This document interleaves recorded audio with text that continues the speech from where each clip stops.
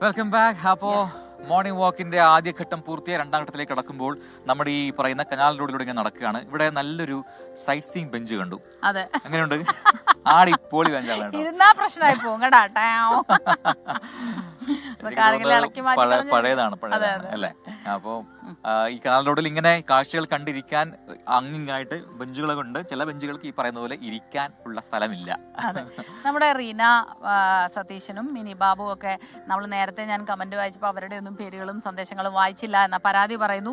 നമ്മൾ സ്ഥിരം ഇടുന്നത് കൊണ്ടാണ് സ്മിത മാഡം നമ്മുടെ കമന്റ് വായിക്കാത്തത്. അതെനിക്കിട്ടൊരു കുത്തായിരുന്നു. നമ്മള് നിങ്ങൾ എല്ലാവരും നമ്മുടെ പ്രിയപ്പെട്ട പ്രേക്ഷകരാണ്. ഈ പറയുന്നത് പോലെ എന്നും എല്ലാവരുടെയും പേര് വായിച്ചു കഴിഞ്ഞാൽ മറ്റുള്ളവരെന്താണ് പറയാ, പുതിയ പ്രേക്ഷകർ നമ്മൾ മറന്നു പോകുന്ന പറയും. അപ്പൊ അതുകൊണ്ടാണ് മറക്കുന്നതല്ല, മാറ്റി നിർത്തുന്നതല്ല. റീന, മിനി ബാബു, ഈ രവികുമാർ, ഇവരൊക്കെ നമ്മുടെ പ്രിയപ്പെട്ട പ്രേക്ഷകരാണ്. ചിലപ്പോ നമ്മൾ പറയില്ലേ, വീട്ടുകാരോട് പ്രത്യേകം പറയേണ്ട ആവശ്യമില്ലല്ലോ. അങ്ങനെ ഒരു കാര്യം. സുജാ സെഫി പറയുന്നു, ഇന്ന് എന്റെ അച്ഛന്റെ പിറന്നാളാണ്, ഒന്ന് വിഷ് ചെയ്യാമോ? യെസ്, അച്ഛന്റെ പേരൊന്ന് പറയാമോ? അങ്ങനെയാണെങ്കിൽ നമുക്ക് ആ കാർഡിൽ തന്നെ വിഷസ് അറിയിക്കാം അല്ലെ? പേരൊന്ന് പ്ലീസ്. നമുക്ക് അടുത്ത വാർത്തയിലേക്ക് ഒന്ന് പോയാലോ? ഈ 9ാം ദിവസവും ആശാ വർക്കേഴ്സിന്റെ സമരത്തോട് മുഖം തിരിക്കുകയാണ് സർക്കാർ. കഴിഞ്ഞ കുറച്ച് ദിവസങ്ങളായി, അതായത് 9 ദിവസങ്ങളായി സെക്രട്ടേറിയറ്റ് മുന്നിലാണ് ഈ സമരം നടക്കുന്നത്. ഉന്നയിക്കുന്ന ആവശ്യങ്ങളിൽ ഒറ്റയ്ക്ക് തീരുമാനമെടുക്കാൻ പറ്റില്ല എന്ന നിലപാടിലാണ് ആരോഗ്യ വകുപ്പുള്ളത്. ആവശ്യങ്ങൾ അംഗീകരിക്കണമെന്ന് ആവശ്യപ്പെട്ട് മുഖ്യമന്ത്രിക്ക് നിവേദനം നൽകിയിരിക്കുകയാണ് ആശാ വർക്കേഴ്സ്. AV ജയശങ്കറാണ് ചേരുന്നത് വിവരങ്ങളുമായി. Jaishankar, good morning. ജയശങ്കർ, ഇത് കുറച്ച് ദിവസമായി അവരിത് തുടങ്ങിയിട്ട് നല്ല നട്ടുച്ച വെയിലത്ത്, ഇപ്പോഴാണെങ്കിൽ ചൂട് കൂടിയ സമയമാണ്. അവരുടെ ഈ ഒരു പ്രതിഷേധം, അതിനിടയിൽ ചില കേസുകളും എടുത്തിട്ടുണ്ട് അവർക്കെതിരെ, ഗതാഗത തടസ്സം സൃഷ്ടിക്കൽ, കൂട്ടം കൂടൽ, അങ്ങനെയുള്ള കാര്യങ്ങൾ പറഞ്ഞ്. പക്ഷേ അവർ പിന്മാറാൻ തയ്യാറല്ല. നാളെ സംസ്ഥാന തലത്തിലുള്ള എല്ലാ ജില്ലകളിൽ നിന്നുമുള്ള ആശാ വർക്കേഴ്സ് 20ാം തീയതി എത്തുമെന്ന് അവർ അറിയിച്ചിട്ടുണ്ട്. ഇന്നിപ്പോൾ എന്താണ് ഏറ്റവും പുതിയ വിവരങ്ങൾ? Good morning Prajin, Smitha. എന്തായാലും ആശാ വർക്കർമാരുടെ സമരം പുരോഗമിക്കുകയാണ്. നേരത്തെ സൂചിപ്പിച്ചു, പകൽ സമയത്ത് വലിയ ചൂടാണ്, രാത്രി അതുപോലെ തണുപ്പാണ്. ഇതിനെല്ലാം സഹിച്ചുകൊണ്ടാണ് ആശാ വർക്കർമാർ കഴിഞ്ഞ 9 ദിവസമായി സെക്രട്ടേറിയറ്റിന് മുന്നിൽ സമരം നടത്തുന്നത്. ഏറ്റവും ഒടുവിൽ അവർ ഈ വിഷയവുമായി ബന്ധപ്പെട്ട് ഇടപെടൽ ആവശ്യപ്പെട്ട മുഖ്യമന്ത്രിക്ക് ഒരു നിവേദനം സമർപ്പിച്ചിരിക്കുകയാണ്. ആശാ വർക്കർമാരുടെ ആവശ്യങ്ങൾ, തങ്ങളുടെ ആവശ്യങ്ങൾ ആരോഗ്യവകുപ്പ് തള്ളിയിരിക്കുകയാണ്. ഈ വിഷയത്തിൽ മുഖ്യമന്ത്രി ഇടപെടണം, തങ്ങൾ ഉന്നയിച്ച ഈ വേതന വർധന ഉൾപ്പെടെയുള്ള ആവശ്യങ്ങൾ അടിയന്തരമായി പരിഹരിക്കണമെന്നാണ് ഇവർ കഴിഞ്ഞ ദിവസം മുഖ്യമന്ത്രിക്ക് നിവേദനം നൽകിയിരിക്കുന്നത്. മുഖ്യമന്ത്രി തങ്ങളുടെ വിഷയത്തിൽ ഇടപെടുമെന്നൊരു പ്രതീക്ഷ നമ്മൾ രാത്രിയൊക്കെ അവരോട് സംസാരിച്ചപ്പോൾ അവർ പങ്കുവയ്ക്കുകയും ചെയ്യുന്നുണ്ട്. എന്തായാലും 9ാം ദിവസമാണ് സമരം. പക്ഷേ ആരോഗ്യമന്ത്രി അനുകൂലമായൊരു നിലപാടല്ല വിഷയവുമായി ബന്ധപ്പെട്ട് സ്വീകരിക്കുന്നത്. തനിക്ക് ഒറ്റയ്ക്കൊരു നിലപാട് ഈ വിഷയത്തിൽ ഒരു തീരുമാനമെടുക്കാൻ സാധിക്കില്ല. ധനവകുപ്പിൻ്റെ കൂടി അനുമതി ആവശ്യമാണ്. ഒപ്പം തന്നെ മറ്റ് സംസ്ഥാനങ്ങളെ അപേക്ഷിച്ച് കേരളം ഉയർന്ന വേതനം ആശാ വർക്കർമാർക്ക് നൽകുന്ന ഒരു സംസ്ഥാനമാണെന്നും ആരോഗ്യവകുപ്പ് മന്ത്രി എന്തായാലും കൂട്ടിച്ചേർക്കുന്നുണ്ട്. എന്തായാലും സമരം വരും ദിവസങ്ങളിലും തുടരാനാണ് ഇവരുടെ തീരുമാനം.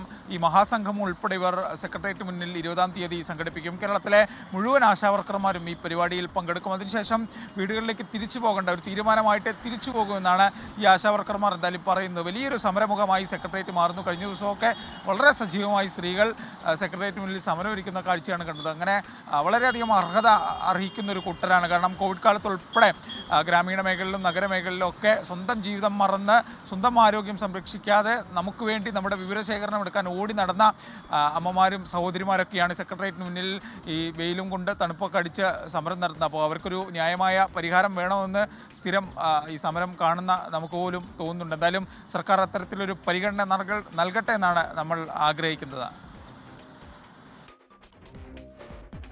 യെസ്, ജയശങ്കർ പറഞ്ഞതുപോലെ അത് കാര്യം തന്നെയാണ്. നമുക്കൊക്കെ അറിയുന്ന കാര്യമാണ്. മുഖ്യമന്ത്രിക്ക് നിവേദനം നൽകിയിട്ടുണ്ട്. മുഖ്യമന്ത്രി അതിലൊരു സമവായം കണ്ടെത്തട്ടെ എന്നാണ് നമ്മളും പ്രതീക്ഷിക്കുന്നത് അല്ലേ? കാരണം സംസ്ഥാനത്തിന്റെ ധനസ്ഥിതി അത്ര നല്ലതല്ല. പക്ഷേ എങ്കിലും ഇവർ ഉന്നയിക്കുന്ന ആവശ്യങ്ങൾ അത് ന്യായമാണ്.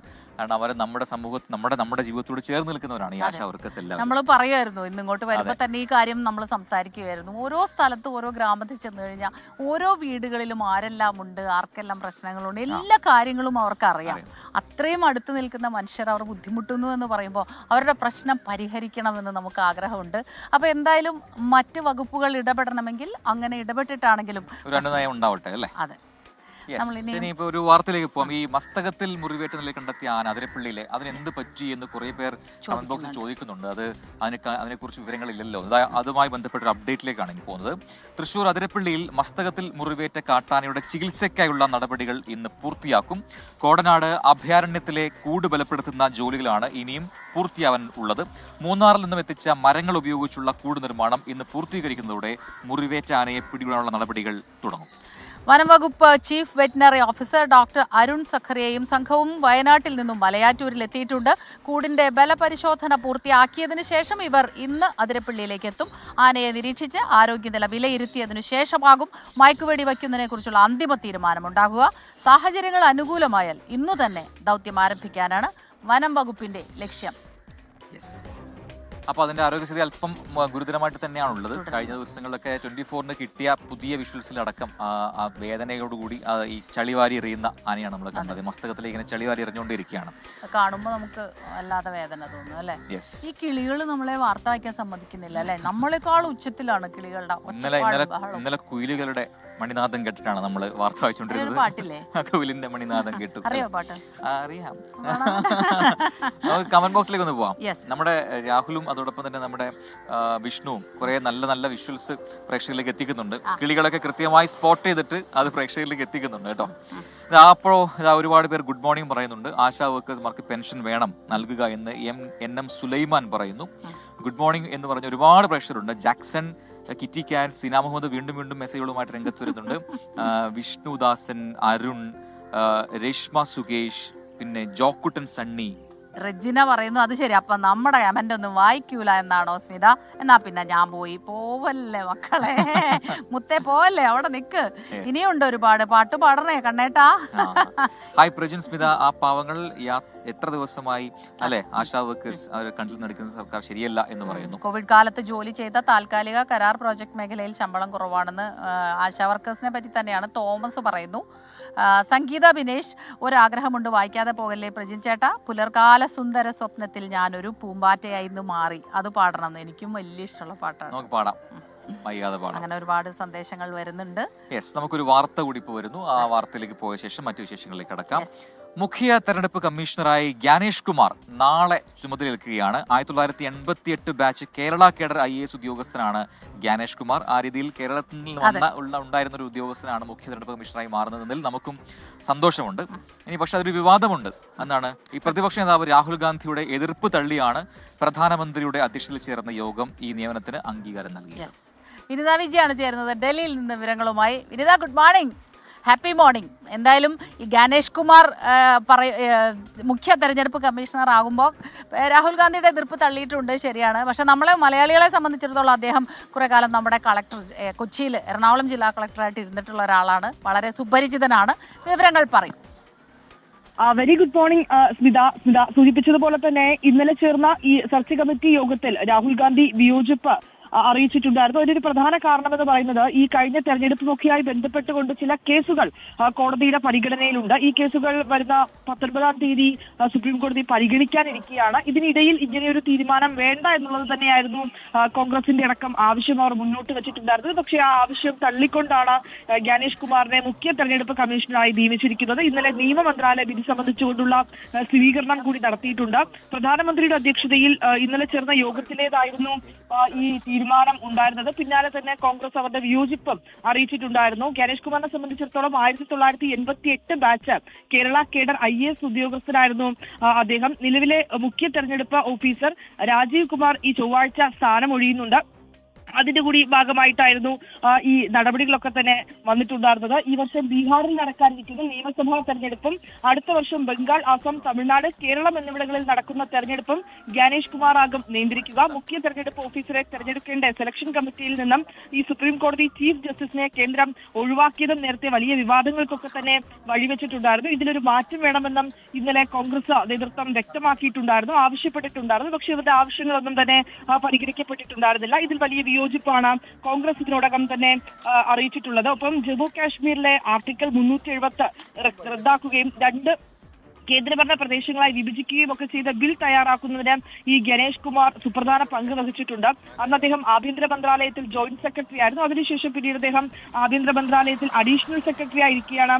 ഉത്തർപ്രദേശിലെ അയോധ്യ രാമക്ഷേത്രവുമൊക്കെയായി ബന്ധപ്പെട്ട സുപ്രീം കോടതി രേഖകളും അദ്ദേഹം കൈകാര്യം ചെയ്തിട്ടുണ്ട്. വിനീത വിജയാണ് ഡൽഹിയിൽ നിന്ന് വിശദാംശങ്ങൾ നൽകിയത്. ആർട്ടിക്കിൾ 370 എടുത്തു മാറ്റുന്നതുമായി ബന്ധപ്പെട്ട അത്തരം പ്രവർത്തനങ്ങളിലൊക്കെ കരട് ഉണ്ടാക്കുന്നതിലൊക്കെ അദ്ദേഹം വളരെയധികം പങ്കുവഹിച്ചിട്ടുണ്ട്.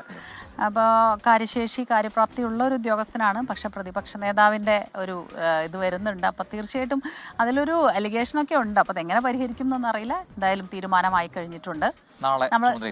അതെ, നമ്മൾ നിൽക്കുന്ന സ്ഥലത്തെക്കുറിച്ച് ഒന്നും കൂടി ഒന്ന് ഓർപ്പിക്കാം. കാരണം കുറേ പേര് വൈകി വന്നവരുണ്ട്. എവിടെയാണ് ഇതെന്ന് ചോദിക്കുന്നവരോടാണ് പറയുന്നത്. നമ്മളിപ്പോൾ ചമ്പക്കര പുഴയോട് ചേർന്നുള്ള കനാൽ റോഡിലാണ്. നമുക്ക് പിറകിൽ ഒരുപാട് പിറകിലായി ഇപ്പോൾ പ്രേക്ഷകർക്ക് കാണുന്നുണ്ടാവില്ല, അവിടെയാണ് ചമ്പക്കര പാലം ഉണ്ടായത്. അവിടെ നിന്ന് തുടങ്ങിയാണ് ഈ നടത്തം. അതിങ്ങനെ കനാൽ റോഡിലൂടെ നടന്ന് നീങ്ങുകയാണ്. ശരിക്കും ഈ ചില സ്ഥലപ്പേരുകളെ പല പല ജില്ലകളിലും ഒരേ സ്ഥലപ്പേരുണ്ടാവും. ഇപ്പൊ ചമ്പക്കര ശരിക്കും പറഞ്ഞാൽ ആലപ്പുഴയിലും ഉണ്ട്. ചമ്പക്കര തച്ചൻ ആ ഒരു പാട്ടില്ലേ, അത് ചമ്പക്കുളമാണോ? ആണോ? ചമ്പക്കുളം ആണോ? എന്നായിരിക്കും കേട്ടോ. അന്ന് എനിക്ക് തെറ്റിയതായിരിക്കും. ചമ്പക്കര പോരണ്ടേ ഉള്ളൂ കേട്ടോ. ഞാൻ പറയാൻ കാരണം ഇപ്പൊ കുത്തിയതോട്, നമ്മുടെ നാട്ടിലെ എറണാകുളം ജില്ലയിൽ കുത്തിയതോടുണ്ട്, ആലപ്പുഴ ജില്ലയിലുണ്ട്, അങ്ങനെ കുറെ ചങ്ങമനാട് ഒരുപാട് സ്ഥലങ്ങളിലുണ്ട്, വയക്കര ഒരുപാട് ജില്ലകളിലുണ്ട്. അപ്പൊ അങ്ങനെ ചമ്പക്കരയിലാണ് നമ്മളുള്ളത്. നമ്മളപ്പോ റോഡിന്റെ അവിടെ നിന്ന് നേരെ ഓപ്പോസിറ്റ് നടന്നുകൊണ്ടിരിക്കുക. ഒരൊറ്റ സ്ട്രെച്ചിൽ കുറേ ദൂരം ഇങ്ങനെ നമുക്ക് നടക്കാൻ പറ്റിയ വഴിയുണ്ട്. ഒരു സൈഡില് കായലും. തിങ്കൾ തെല്ലല്ലേ വരവീണക്കുടമല്ലേ മാനത്തെ മാൻ പേടപ്പെണ്ണ്, ഓ മാനത്തെ മാൻ പേടപ്പെണ്ണ്. പാടുമ്പോൾ കുയിലാണ് പനിനീർപ്പൂവിതളാണ്, മിഴി രണ്ടും മൈനകളാണ്. ചേക്കേറാൻ മുത്തേ നേരമായി, ഓ ചേക്കേറാൻ മുത്തേ നേരമായി. വാർത്തിങ്കൾ തെല്ലല്ലേ വരവീണക്കുടമല്ലേ മാനത്തെ മാൻ പേടപ്പെണ്ണ്. ബ്യൂട്ടിഫുൾ അല്ലേ? നല്ലൊരു കയ്യടി പ്രേക്ഷകരുടെ ഭാഗത്തുനിന്നുണ്ടാവണം. അമേസിങ്. അതെ, അവിടെ നിന്നിട്ട് അമല് പറയുന്നുണ്ട് അമേസിങ്. അത് തന്നെയാണ് എനിക്ക് വലിയ ഇഷ്ടമുള്ള ഒരു കാര്യം അതിലുണ്ട്. ഗിരീഷ് പുത്തഞ്ചേരിയുടെ വരികളാണ് അത് കേട്ടോ. അപ്പൊ അതില് മിഴി രണ്ടും മൈനകളാണ്. ഇമാജിനേഷൻ. അപ്പോ നമുക്ക് വാർത്തയിലേക്ക് പോകാം. എന്നിട്ട് കമന്റുകളിലേക്ക് വരാം. ഈ ദ്വിദിന സന്ദർശനത്തിനായി ഇന്ത്യയിലെത്തിയ ഖത്തർ അമീർ ഷെയ്ഖ് തമീം ബിൻ അഹമ്മദ് അൽ താനി ഇന്ന് പ്രധാനമന്ത്രി നരേന്ദ്രമോദിയുമായി കൂടിക്കാഴ്ച നടത്തുന്നുണ്ട്. വ്യാപാരം, നിക്ഷേപം, ഊർജം, സാങ്കേതിക വിദ്യ തുടങ്ങിയ വിവിധ മേഖലകളിൽ ഇരു രാജ്യങ്ങളും തമ്മിലുള്ള സഹകരണം ശക്തമാക്കുന്നതിനുള്ള നടപടികൾ ഉണ്ടാകും. രാഷ്ട്രപതി ഭവനിൽ ഖത്തർ അമീറിനായി പ്രത്യേകം സ്വീകരണമുണ്ടാകും. രാഷ്ട്രപതി ദ്രൗപദി മുർമുവുമായും കൂടിക്കാഴ്ചയുണ്ടാകും. പ്രധാനമന്ത്രിയുടെ ക്ഷണം സ്വീകരിച്ചാണ് ഖത്തർ അമീർ ഇന്ത്യയിലെത്തിയത്. ഡൽഹി വിമാനത്താവളത്തിൽ പ്രധാനമന്ത്രി നേരിട്ടെത്തിയാണ് സ്വീകരിച്ചത്.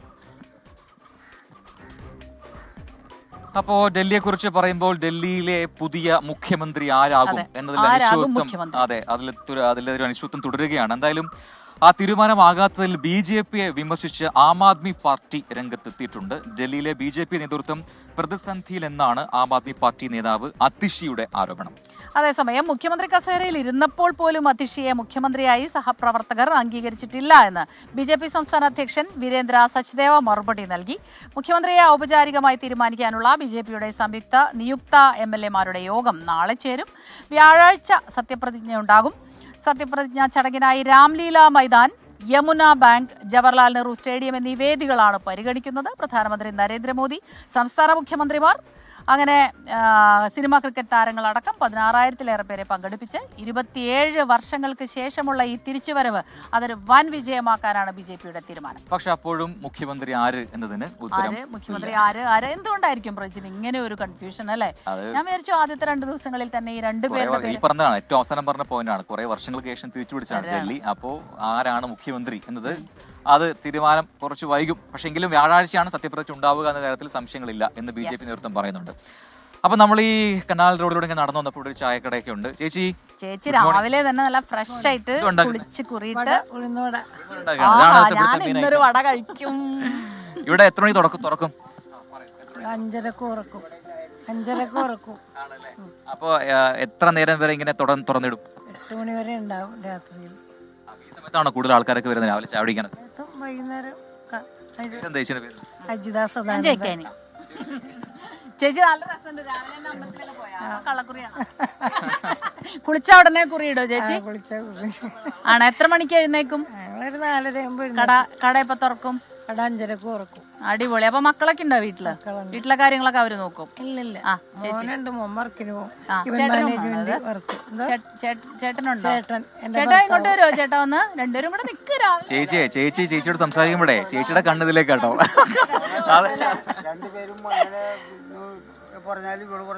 അതെ അല്ല എന്നാലും ചേട്ടനെ കൂടി കാണണ്ടേ പ്രേക്ഷകർക്ക്?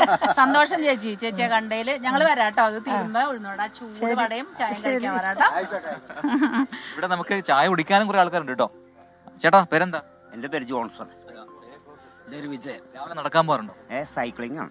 അത് കഴിഞ്ഞോ? ഞാൻ അവിടെ വന്ന് കണ്ടായിരുന്നു സിൽവർ സാൻഡലി.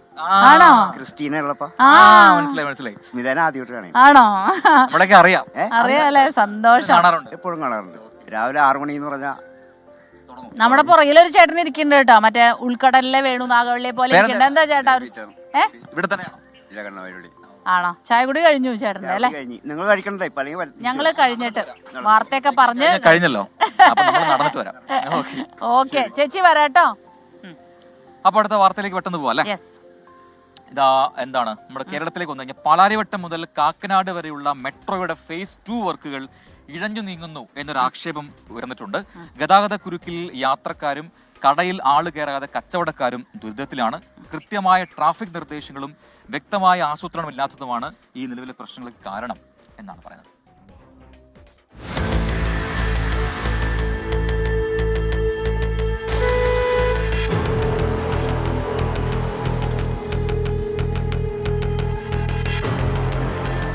കാക്കനാടേക്കുള്ള കൊച്ചി മെട്രോയുടെ പണിയിടയുമ്പോൾ പണി കിട്ടുന്നത് യാത്രക്കാർക്കും ചുറ്റിനുമുള്ള വ്യാപാര സ്ഥാപനങ്ങൾക്കുമാണ്. ഈ മുട്ടിനുണ്ടാകുന്ന ട്രാഫിക് ബ്ലോക്കുകളെയും അതിജീവിച്ച് ഇതിലൂടെ യാത്ര ചെയ്യണമെങ്കിൽ സർക്കസ് പഠിക്കേണ്ട ഗതികേടാണ്. മെട്രോയുടെ ആദ്യഘട്ട നിർമ്മാണം നേരിൽ കണ്ടിട്ടുള്ള ജനങ്ങളാണ്. എന്നാൽ അന്നില്ലാത്ത ഗതാഗത പ്രശ്നങ്ങളാണ് ഇപ്പോൾ പാലാരിവട്ടം തൊട്ട് കാക്കനാട് വരെയുള്ള റോഡിൽ. റോഡ് മൊത്തത്തിൽ ബ്ലോക്കാണ്. പോലീസുകാരുടെ അടുത്ത് ഞാൻ പല പ്രാവശ്യം വിളിച്ചു പറഞ്ഞ് ഞാൻ മോശക്കാരനായി. അവർ പറയണ ഇയാൾക്ക് മാത്രമേ പരാതിയുള്ളൂ. പലവട്ടം ട്രാഫിക് അധികാരികളെയും ജില്ലാ ഭരണകൂടത്തെയും രേഖാമൂലവും അല്ലാതെയും പരാതികൾ അറിയിച്ചു. നടപടി ഉണ്ടായില്ല. വാഹനയാത്രക്കാർക്ക് മാത്രമല്ല കാൽനട യാത്രക്കാർക്കും യാത്ര ദുസ്സഹം. ഒട്ടും നടന്നു പോകാൻ പറ്റുന്നില്ല. 2 വീലറുകാർ കയറി വരും. ഇപ്പം ഞാൻ അവിടെ മറിഞ്ഞു വീഴേണ്ടതായിരുന്നു.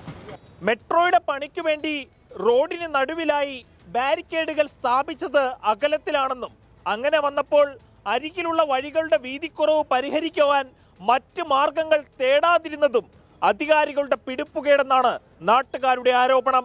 സ്ഥലം വിട്ടുകൊടുത്തും മറ്റും മെട്രോ വരുന്നതിനോട് സഹകരിച്ച കച്ചവടക്കാർക്കാണ് കൂടുതൽ പ്രതിസന്ധി. നഷ്ടം സഹിക്കാതെ പലരും കടകൾ ഒഴിഞ്ഞു. ഞങ്ങൾക്ക് 90% കസ്റ്റമറും നഷ്ടപ്പെട്ടു. 90% കസ്റ്റമർ. കാരണം കസ്റ്റമർക്ക് വന്ന് വണ്ടി ഒന്ന് സ്ലോ ചെയ്യാൻ പോലും പറ്റുന്നില്ല. 2 വണ്ടിക്ക് പോകാനുള്ള വഴി ഉണ്ടാവും, വലിയ കുഴപ്പമുണ്ടാവില്ലെന്നാണ് പറഞ്ഞത്.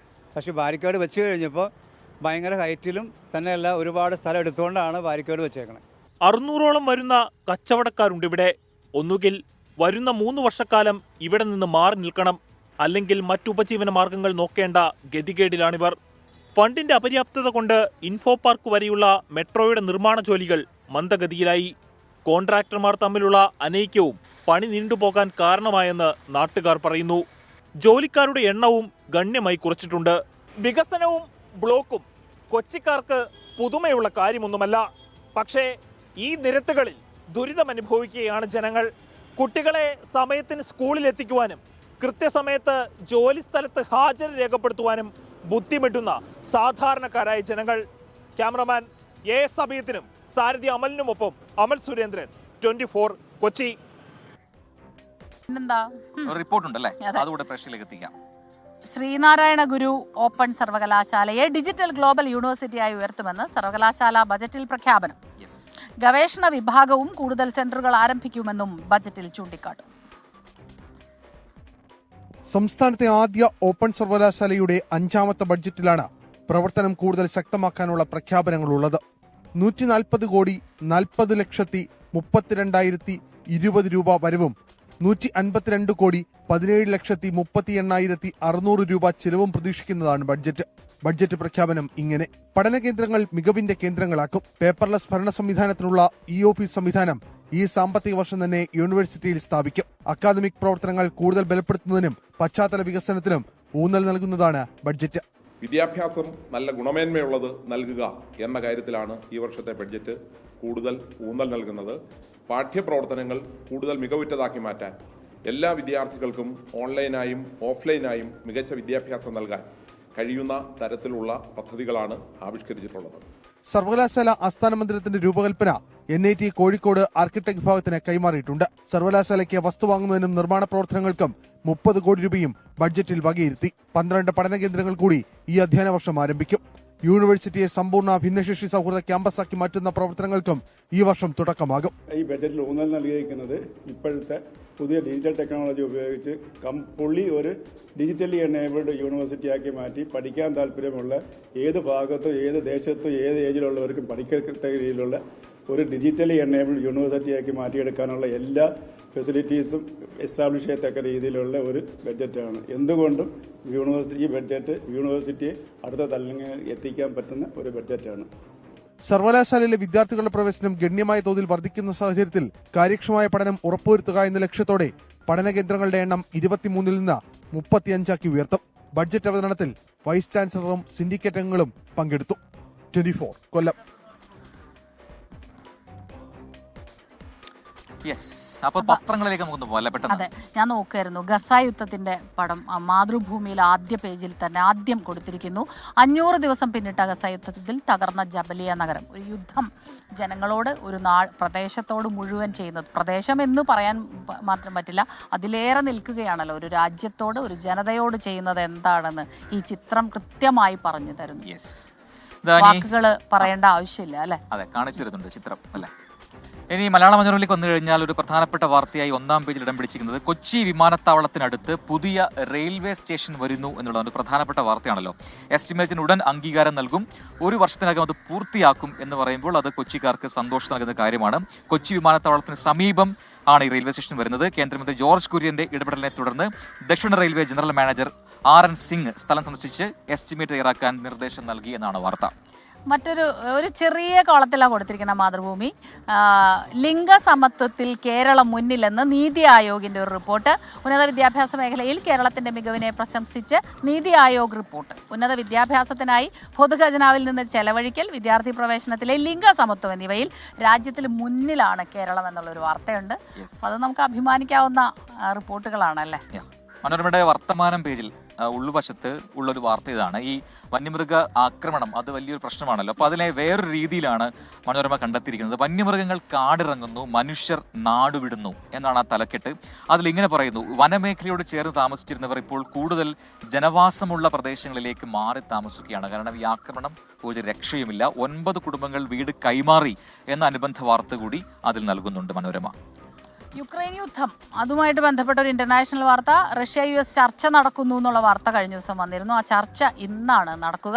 ഉഭയകക്ഷി ബന്ധം മെച്ചപ്പെടുത്തൽ, യുക്രൈൻ യുദ്ധം അവസാനിപ്പിക്കാനുള്ള സാധ്യത തുടങ്ങിയ കാര്യങ്ങൾ ചർച്ച ചെയ്യുന്നതിനാണ് പ്രതിനിധികൾ സൗദി അറേബ്യയിലെത്തുക. പക്ഷെ നമ്മൾ പ്രത്യേകം പറയേണ്ടത്, സെലൻസ്കി പറഞ്ഞിരുന്നു ക്ഷണം ലഭിച്ചിട്ടില്ല എന്ന്. ഇപ്പോൾ എന്തായാലും അതൊരു പ്രധാനപ്പെട്ട കാര്യമാണല്ലോ, സെലൻസ്കിയെയും ക്ഷണിക്കണ്ടേ. അതെ, അപ്പോൾ അതൊക്കെയാണ് പ്രധാനപ്പെട്ട പത്രങ്ങളിലെ വാർത്തകൾ. അപ്പോൾ നമ്മുടെ മോർണിംഗ് വാക്ക് പൂർത്തിയാവാൻ സമയമാവുന്നു. ഇനി SKN ചേരുകയാണ് അല്ലേ. മോർണിംഗ് ഷോയുമായി കൊച്ചി സ്റ്റുഡിയോയിൽ എത്തിയിട്ടുണ്ട്. Good morning SKN. Good morning Prajinsy Kannan and Smitha Haridas. എന്തായാലും സന്തോഷമായിട്ട് കുറച്ചു നേരം വിശ്രമിക്കുക. കാലിന്റെ കടച്ചിലൊക്കെ മാറാൻ വേണ്ടി എവിടെയെങ്കിലും ഇരുന്നൊരു ചായ കുടിക്കുക.